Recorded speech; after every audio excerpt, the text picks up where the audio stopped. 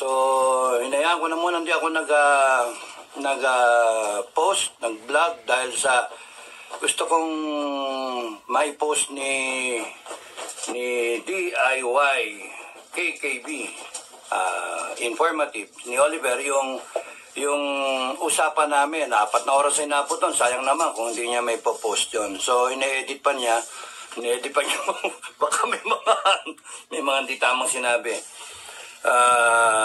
Kasi ano yun, February Revolution yun eh. So, napag-usapan yung February Revolution. So, yun yung nai-post na yata niya. So, I have to check it pa. Alam ko meron nag-notify sa akin eh. Tapos, panoorin nyo lang, doon kayo manood. Supportahan nyo rin yung channel niya. Kahit pa paano. Nagko-comment din siya para meron iba-iba yung insights na nakukuha ninyo from a simple person that he is, tapos kanya-kanya analysis yan.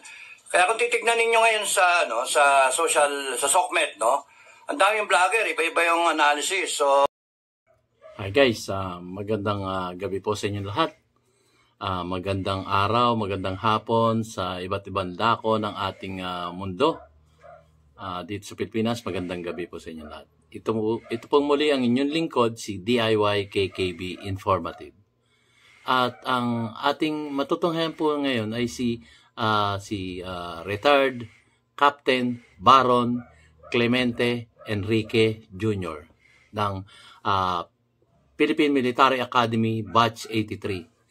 So, natunghayan nyo po yung second interview ko or second kwentuhan namin ni Sir Dado. Kaya lang yung second kwentuhan namin, alam nyo, doon sa bahay niya, napakahaba yung kwentuhan namin. 5 oras po yun, guys. 5 oras po yun. At tinignan ko talaga, 5 oras. Tumagal kami ng 5 oras na kwentuhan. Kaya nga po yung unang vlog ko ay inihati ko po yun. Almost 2.5 hours nga yun or 2 hours yun. Sabi ko, parang walang nanonood eh. Ang hirap ng ganun manood, 2 oras mahigit eh. So, sabi ko, hati-hatiin ko na lang tong part 2 ng atatado na kumbaga kung ano yung topic namin, yun ang aking iba-vlog. Kagaya nito. Iba-vlog natin yung sa Comelec. Yung kanyang sinasabing sa kanyang pangitain ay lumabas yun. Yung declaration, People's Declaration number 8. So, napakaganda po nun. Infinity kasi, infinity, walang katapusan. Yung People's Declaration number 8. Yun. Ang ganda nun. Yung kwentuhan namin talaga namang hindi kami magkamayaw ng kwentuhan. Meron kasamang mga joke. Kasi alam nyo, sa isang vlogger, kailangan talaga magjo-joke siya. Kasi unang-una, pagka seryoso na yung usapan, sisingitan mo ng joke kasi nakakasakit ng ulo yung pagka tuloy-tuloy na seryoso yung usapan. So, eto, patutunghay ko sa inyo kung ano tong Declaration number 8 ng mga mamamayan doon sa kanyang pangitain na napakaganda naman. Tunghayan nyo po guys, hindi ko muna ikukwento sa inyo. Kayo na ang makinig at tumunghay kung ano tong People's Declaration number 8. So, inantay ko pa nga yung iba niyang mga deklarasyon kasi 1 to 12 yan eh. Sabi niya sa akin 1 to 12 yung declaration niya, nililipat niya yung mga pagitain niya sa isang whiteboard, tapos tsaka niya ngayon ipapaliwanag sa atin kung ano yung 12 People's Declaration. Yun, 12 yun. So, napakaganda. Napakaganda ng Natunghayan nyo nga yung una kong vlog, di ba? Declaration 1, 2. Tapos, yun. Ito naman, 8. Yun yung malinaw na kanyang naalala patungkol dun sa kanyang pangitain na yun. Napakaganda po. May brilliant mind to si Sir Dado. Kumbaga, yung mga sinasambit niya at pinahayag niya, makakatulong sa ating inang bansang Pilipinas. Yun po. At kung makakwentuhan niyo si Sir Dado, napakasaya pong kausap. Pero napakatapang nito. Scout Ranger to eh. Talagang never surrender yung mga Scout Rangers ng Batch 83.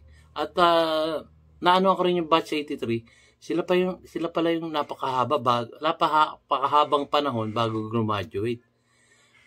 Hindi ko pa alam yung story, hindi ko pa naitanong kay Sir Dado bakit humaba. Imbis na, I think 4 years lang ang PMA years bago graduate. Pero base doon sa na-research ko, more than 4 years yata. Hindi ko alam na, kumbaga, hindi ko alam yung totoong story.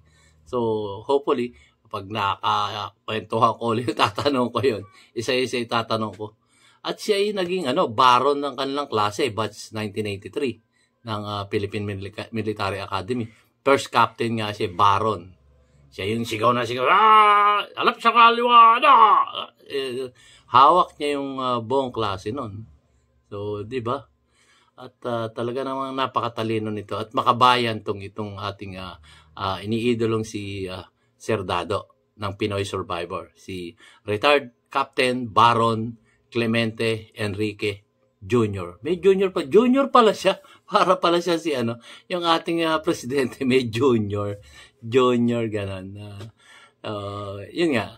At tunghayan na nga natin guys. At bago po ako magsimula, ay ako po muna yung magpapasalamat sa aking mga viewers. Kahit na hindi nagsusubscribe, okay lang, manood lang sila. At lalo na sa aking mga subscriber at mga bagong subscriber na patuloy na sumusuporta sa ating YouTube channel, DIY KKB Informative. So, shoutout po kasi ang subscriber ko ngayon, mga 5,900 plus na. Going to 6,000 na tayo. At yung mga subscriber ko po, guys, ito po yung mga legit o kumbaga ito ay organic. Wala siyang yung mga kaibigan ko. Sabi, uy, mag-subscribe na kayo. Wala akong ganun. Kung sino lang po yung makatunghay, kung sino yung makatagpo or makakita ng ating YouTube channel, DIY KKB Informative, sila po yun. Kumbaga, kusang loob nila na mag-subscribe siguro na meron din naman logic yung ating paglalahad dito sa ating YouTube channel ay ako po yung nagpapasalamat sa inyo lahat. Organic po itong ating mga nag-subscribe dito sa ating YouTube channel, DIY KKB Informative. Maraming salamat po sa inyo lahat. Ako po yung lubos nagpapasalamat kahit na konti ito, compare mo dun sa iba-ibang dandang libo na subscriber, kumbaga milyon-milyon. Ang nakikita ko lang milyon-milyon yung mga sa mga news, sa mga artista, yon. So, hindi naman tayo artista. Ayokong maging artista. Yan, guys. So, simulan natin, guys. At isa po pala, maraming nagpapa-shoutout sa akin, kaya lang hindi ko nailista. Sorry po. Yung mga OFWs natin sa Amerika, sa Australia, babanggitin ko na lang yung bansa. Meron nga tayo sa Japan eh. Meron na rin tayo sa Taiwan. Grabe ang DIY KKB. Kung saan bansa na pala nakakarating. Meron pa rin sa Brunei na nagkokomento, nagpapakilala, watching from mas marami po sa Middle East. Kagaya ng Saudi Arabia, sa Qatar, sa nakalimutan ko iba, basta sa Middle East. Marami po sila doon na sumusubaybay sa ating YouTube channel, DIY KKB Informative. Maraming salamat po sa mga OFWs. Maraming salamat po. Ito na po. At tunghayan natin yung mga inilahad, pinahayag ng ating si retired Captain Baron Clemente Enrique Jr., aka Kadado. Ito na po. Take it away, Sir Dado. Kayo na po ang magsalita.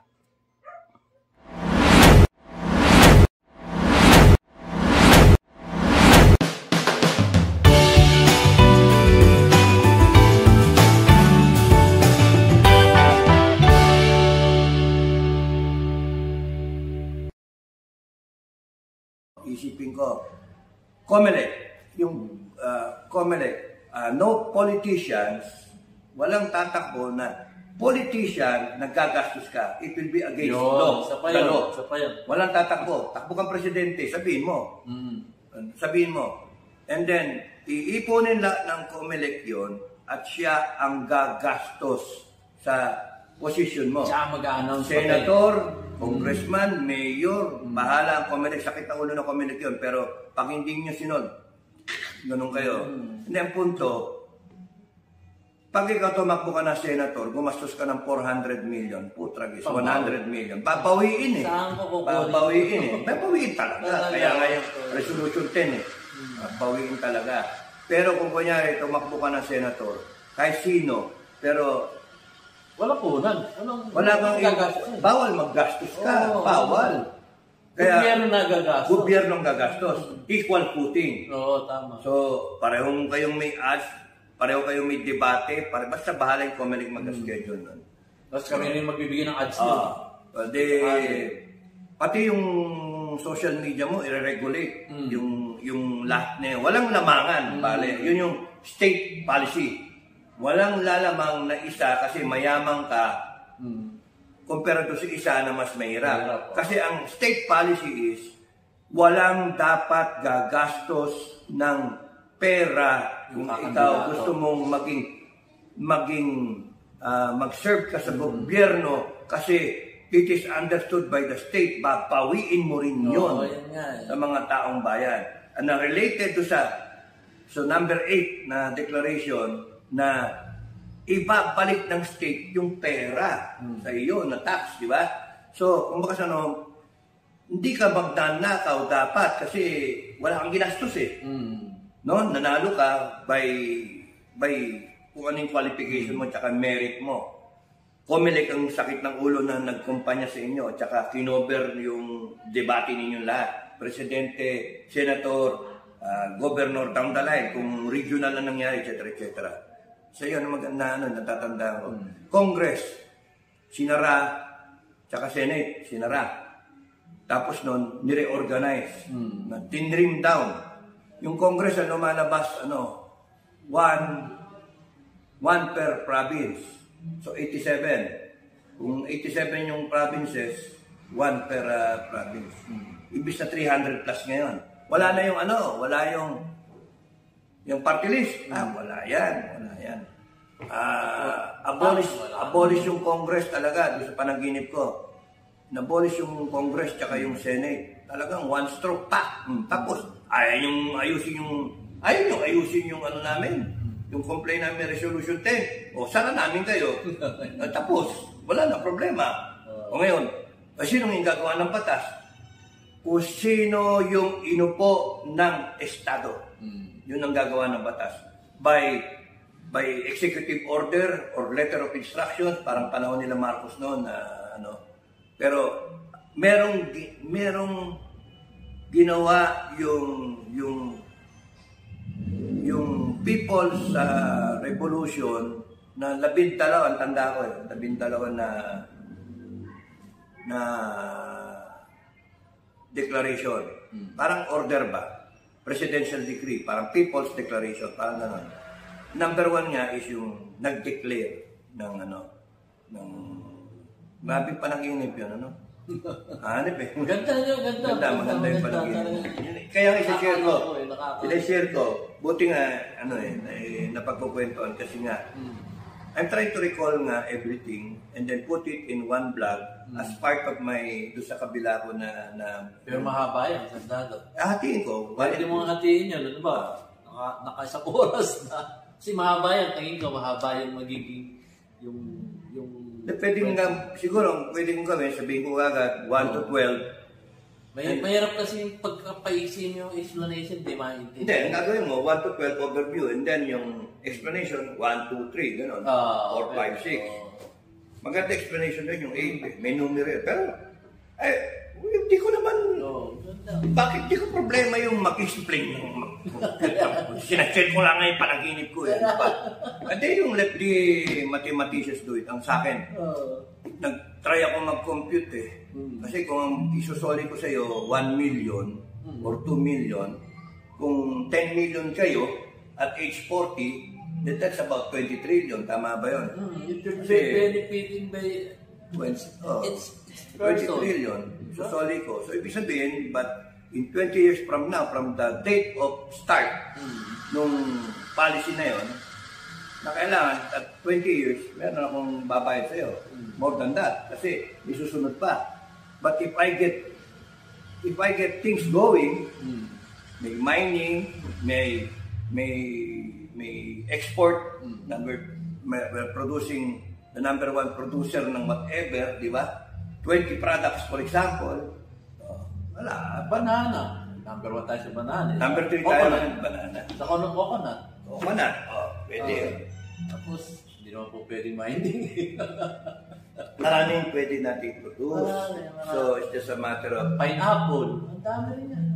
Sa Mindanao, ang dami taniman ng pineapple. kaya high value. Kunyari spices. Oo. Ganun ba? Dami. So, it's just a matter of sitting down with the right people. Okay, educate me. Educate me. Ito yung gusto kong mangyari. Ito yung, kung sino gusto mag-lead ng natin, bansa natin. Upo ka, the right people in front of you, you ask the right questions. Okay. Ang problema ko ganito kinakailangan kong kumita yung bansa natin. Ganon. So, may appreciation kayo kung saan kumukuha ng pagkain yung continent ng US, ng South America, etc. Tapos saan ang gagaling lahat ng pagkain. So once you factor that all in, then you can now say, ano ang strength natin? Ano yung pwede natin gawin? So, doon tayo. Diba?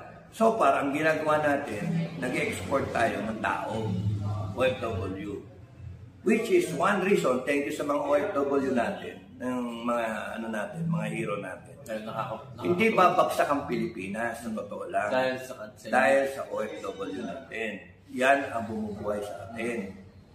Ang kinakailangan lang, suklian ng gobyerno ang OFW natin. Yun yung dapat na after working away, and then nung delikado pa yung mga buhay nila, at harm's way sila, at saka away from their families, malungkot, they find na ang tawag dito, contentment na sila magkakasama sa area nila. Dapat yung Estado, sinusuklian sila ng magandang gobyerno. Yun ang natiintindihan ni Tatay Digong noon. Kaya siya, palagi siyang lumuluwas ng ibang bansa. Kasi, nag-upload, hindi lulubog yung bansa natin because we have OFWs to begin with. Now, dapat, hindi, ang naging mali ng mga politiko natin, nakaasa tayo sa OFW, pero wala namang ginagawa para sa OFW. Walang balik sa mga OFW. Walang balik So, dapat nga, kung babalik mo yung Kaya nga yung declaration number 8. 8 nga bumabalik, di ba? Infinity. So, kung ano may nakuha sa iyo, ibalik sa iyo. Kaya nga lang, kung 20 years, every 20 years, kaya pasensya na, pero walang interest Pero, nakikinabang na yung buong bansa. Isipin mo, binalik sa iyo yung ginawa mo. Samantalang, ilan tayo ngayon nagbayad ng taxes? Ilang taon ka na? Ilang taon na ako? Lahat. Wala namang bumalik. So, yung suya tayo. Sinong meron? Politiko. Senator, congressmen, mayors, governors, even barangay captain, sila ang meron. Palis na tayo mga anak mo. Di, nag-hay sa iyo. Maraming lakad din yung mga tao dito sa bahay. So, yun yung we have to sakit ng ulo ng Pilipinas. Ay, so, totoo yan. Tayo nga itong edad natin to, dapat tayo sitting pretty na totoo sin tayo pa yung mga problema para ipaliwanag sa taong bayan dapat na gawin para susubukan mo. Yun ang medyo nakakano. Maganda yun, yun yung walang gagastos na politiko o melikta. Ay, maganda yan, maganda talaga. Hanip yun Ganda. Hanip yun tama yun Alam ko na, i-vlog mo na yun parang napanood ko na yun. Hindi pa. Hindi pa ba? Hindi pa. Siguro in passing na idea, pero yung ngayon, sinasabi ko, lahat ko in one bagsak na panaginip na hindi ko nga ma-recall yung detalye, sayang Kasi nga yung aso, bigla akong Dumilati lang ngayon. Pinasok yung dilati ko sa tenga ko eh. Nagising ako bigla eh. Sira yung loko-loko yung mga aso eh. Ay, pagkagutom na yun eh, nangigising. Nagising ako bigla. That's why, nung nire-recover ko pa yung sarili ko na bumalik ako dun sa... doon sa senaryo na yan. Senaryo. Hindi ko gusto ko maalala nga kung sino yung mga military dun eh. Meron kang panaginip na gusto mong balik ka. Wala, hindi ko Hindi na balik. Ako nga, may chicks akong sabi ko, may chicks akong katabi. Tutulog ako, hindi na ako. Ako nung bumalik ako eh, hindi na upo eh. Nag-business. Joke. Joke na. Hindi na upo eh. Business. Binabalik ako. Pagbalik ko eh, parang, ba't ka bis ka na? Papayag Ang tagal mo. Papayag na eh. Gago. Parang kulang ka sa ano ah. Kailangan na dahil guys kasi nagiging seryoso na kami. Infinity na nga yung pinag-uusapan namin. Pero maganda yun guys. Infinity na yun yung tanging siya. Favorite ko yun eh.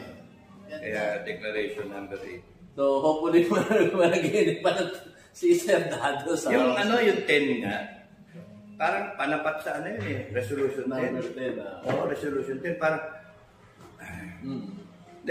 Number 2, una yung declaration ng ano nga, ng revolution, People's Revolution. Number 2, death penalty kagad eh. Number 3, yung full departure order ng lahat ng politiko. Kasi ibabangga yung ano nila. Lahat ng assets nila, titignan yung SALN, tapos yung kita, lahat yun ibabangga. Tapos pagka hindi mo ma-explain, balik sa estado. yung ano, yung asset. Yung sinasabi mo. Ay, ano na. Kaya nga, number 2. Sorry po sa iba, pero ganyan lang talaga. Panindigan nyo yung ginawa nyong pangunguha ng pera ng taong bayan. Kasi masahol pa sa ano yun, masahol pa sa... Pero syempre, yung mga tatamaan dyan, ay, magagalit sa akin na, ako naman, ano ba kasalanan ko eh, pinapakita ko lang yung panaginip ko. Managinip din kayo. Magagalit sila kung yun yung ginagawa nila. Talagang magagalit sila. Kung yun yung totoong ginagawa nila. Na sila yung kurako sa gobyerno. Kung ang ganda nga sana isipin, linis ng Pilipinas noon kasi wala kang walang matitirang kurakot. Wala. Kailan mo sisimulan sa grado yung kahit na hindi pa kompleto yung panaginip mong yun, yung explanation para makakuha ng ating... Ano yun? Siguro, baka bukas may vlog ko yun. Oo. Nasa whiteboard eh. Nasa whiteboard.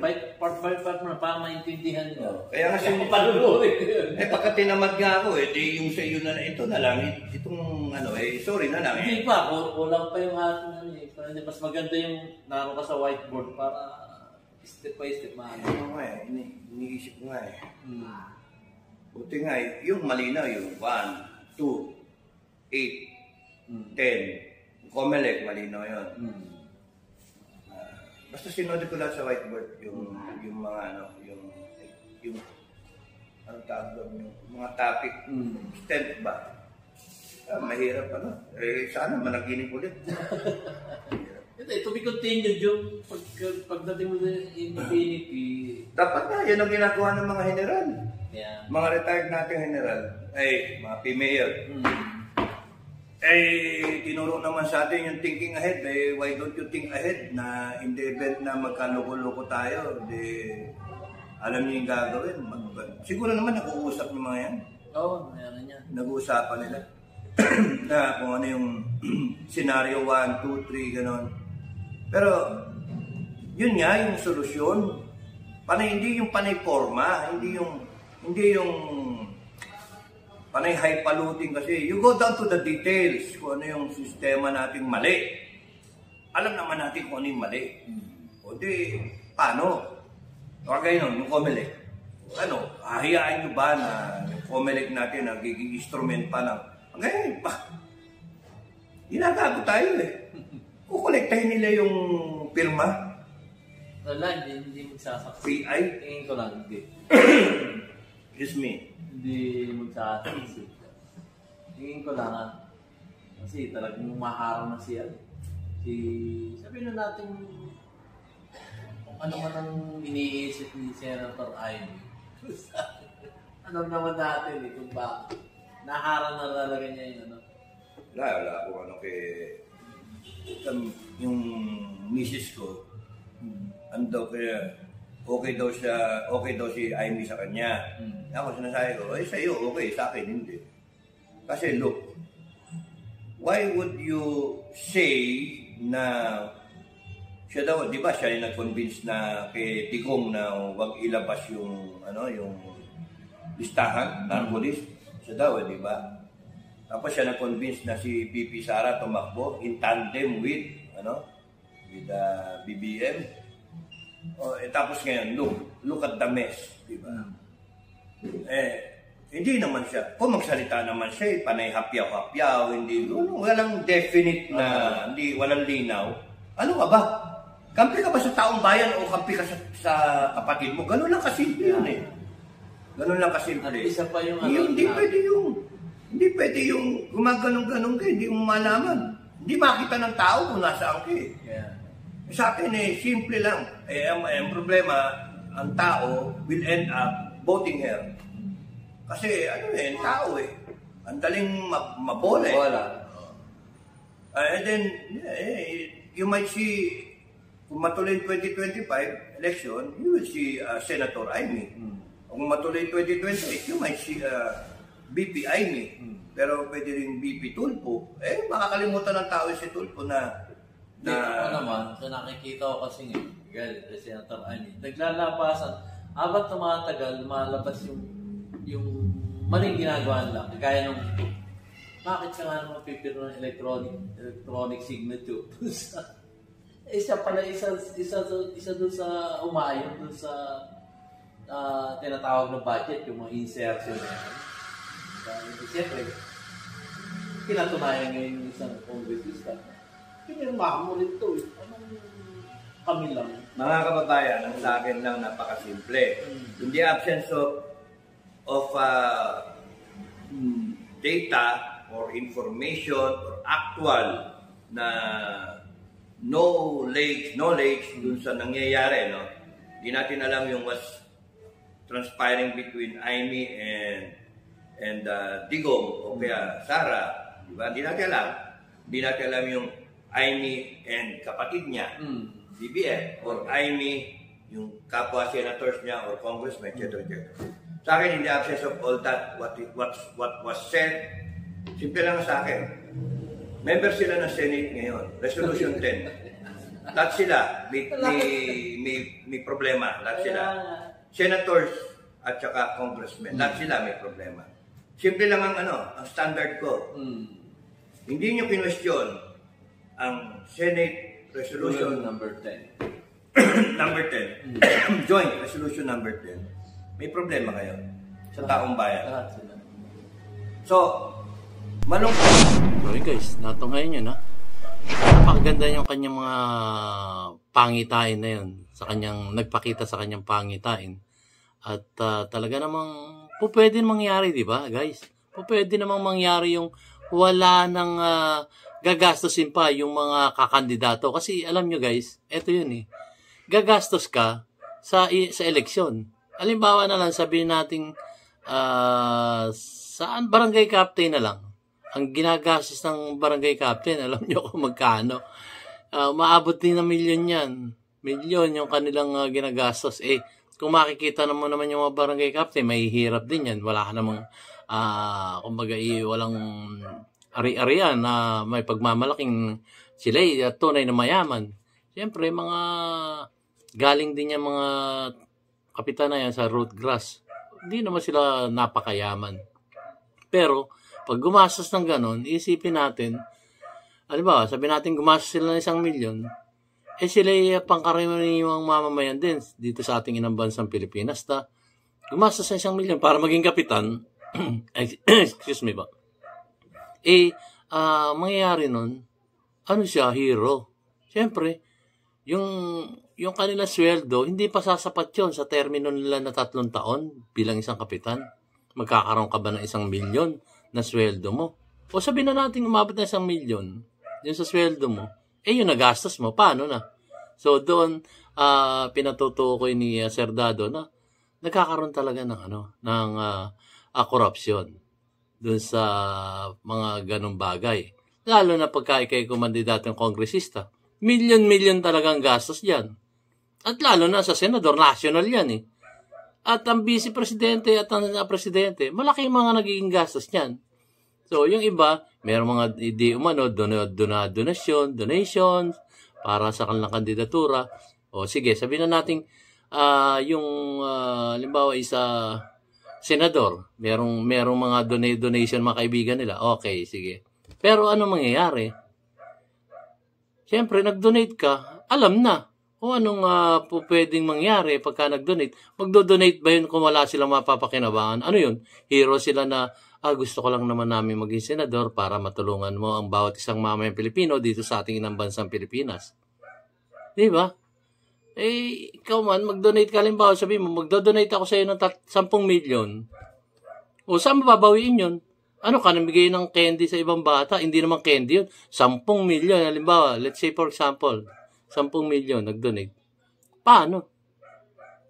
Siyempre, sinasabi nila, tinutulungan ka lang namin para ikay maging senador, may panggastos ka sa kandidatura mo, at pag naupo ka na, tulungan mo ang bawat isang mamayang Pilipino para umasenso naman. Ayun, kayo mag-analisa guys. Kung halimbawa kayo isang negosyante na magdo-donate doon sa isang kakandidato, milyon-milyon ibibigay nyo. Ano? Kasabihin yung bigay nyo lang yun. Siyempre, sa aking analisa guys, meron yun. Merong mapapakinabangan yun at the end. Merong aantayin yun. At nangyayari naman sa ating inang bansang Pilipinas yun, yung mga kandidato na yan. Merong napapakinabangan yung mga nagdo-donate sa kanila. So, para maalis ang mga alinlangan o mga maling pag-iisip ng kapwa nating mamayang Pilipino, ang gawin natin, yun nga, sinabi ni Sir Dado na ang COMELEC, ang siyang gagastos na sa mga kandidato. Sila na rin magbibigay ng ads. Kumbaga, pera na rin natin dito sa ating inang bansang Pilipinas, yung sa kabandang bayan natin kukunin yung budget para sa mga kandidatong yan. At qualified. Yun ang doon, yung qualified. Na kumbaga, talagang alam natin na manunungkulan ng maganda sa ating inang bansang Pilipinas. So, in that moment, kung mandidato siya, wala naman siyang gastos, gaganap yan ng maayos at aasahan niya yung kanyang susweldoin na galing din sa ating mga bulsa dito sa ating inang bansa. Yung binabayad nating tax na milyon-milyon. Kesa naman sa manakaw yan. Di ba? So, pagkagastosan na ng COMELEC, yung sinasabi niya sa kanyang pangitain, na gastos na lang ng COMELEC. Lahat. Pati advertisement nila, pati yung kanilang mga ads. Yung ads, advertisement. Isa yung DIY KKW, loloko mo kami. So, kidding aside guys, yun nga. So, kesa naman sa mag-iisip pa sila, saan ko babawiin yung aking mga gastos sa eleksyon? Kung sa sweldo ko lang kukunin to, hindi ko makukuha yun. Kahit anong compute nyo, kumuha man kayo ng statistician nyo, hindi makukuha doon sa sweldo niya at mababawi yung kanyang ginastos sa kandidatura niya. Kahit sinong kandidato. So, ano solusyon? Doon sa pangitain niya. Ang ganda. Di ba? Tayo na ang gumastos. Galing sa kaban ng bayan natin. Parang sa ganun, hindi sila mag-isip ng korupsyon na babawiin nila yung kanilang mga nagastos sa eleksyon. Napakaganda. Napakaganda po nun. Kaysa naman sa, kagaya niyan, hanggang ngayon, hindi pa sinasagot nga yung resolution number 10 na ito kumbaga liquidation by certification. So, the word itself na lang, liquidation by certification. Yun lang. Ba't hindi na maalis-alis yun? Yung resolution number 10 na yun. Liquidation by certification. Na alam naman natin pinagmumulan ng korupsyon sa ating gobyerno. So, nakakalungkot. Pero hindi nakakalungkot yung pangitain ni Sir Dado na kakandidato ka, wala kang gagastusin. Ang kaba ng bayan na lang ang gagastos. Pero, hindi ka po pwede mangurap kasi pagka nangurap ka, ayon doon sa kanyang pangitain, ay ganun ang mangyayari sa iyo. Magkakaroon tayo ng mga batas patungkol dyan na lilinisin talaga natin ang ating mga opisyalis na manunungkulan dito sa ating inang bansang Pilipinas. Napakaganda po. Siguro sabihin natin impossible dream, pero possible po. Possible po yun. Pwedeng gawin yon. Pwedeng mangyari, pwedeng maganap yung mga ganong paglilinis ng mga reglamento o mga batas dito sa ating inang bansang Pilipinas. So, yan. Susunod ko na lang po yung susunod na kabanata ng usapan namin, kwentuhan namin dun sa parting yan. So, nag-end lang po tayo dun sa sinasabing COMELEC, libre ang kumandidato. Yun lamang po guys. At maraming salamat po uli sa aking mga viewers at lalong-lalo na sa aking mga subscribers na patuloy na sumusuporta sa inyong abang lingkod, DIY KKB Informative. Maraming salamat po sa inyo. So, lagi sinasabi ni DIY KKB Informative, maging mapanuri po tayo. Umisip po tayo ng paraan para sa ikabubuti at kagaganda ng bawat isang mamayang Pilipino dito sa ating inang bansang Pilipinas. Maraming salamat pong muli. See you on my next vlog, guys. Mamaya meron akong interview kay DIY, kay DIY KKB, no? KKB na TV, no? Tapos noon, pinaunlakan ko dahil sa gusto kong suportahan natin siya, no? Gusto kong suportahan natin siya. Tignan niyo yung channel niya, tapos noon, I am authorizing him na kunin yung aking mga content ng videos and then explain pa niya, no? Magkakausap naman kami. So that kung sino man yung subscriber dito, subscribe na rin kayo sa kanya, no? Support nyo rin. At tingin ko dito, tunay na Pilipino he's out na, imagine, bumiyahe pa siya para lang makipag-meet sa akin. Kaya nga, that's why I stayed up para I will really meet him sa stasyon.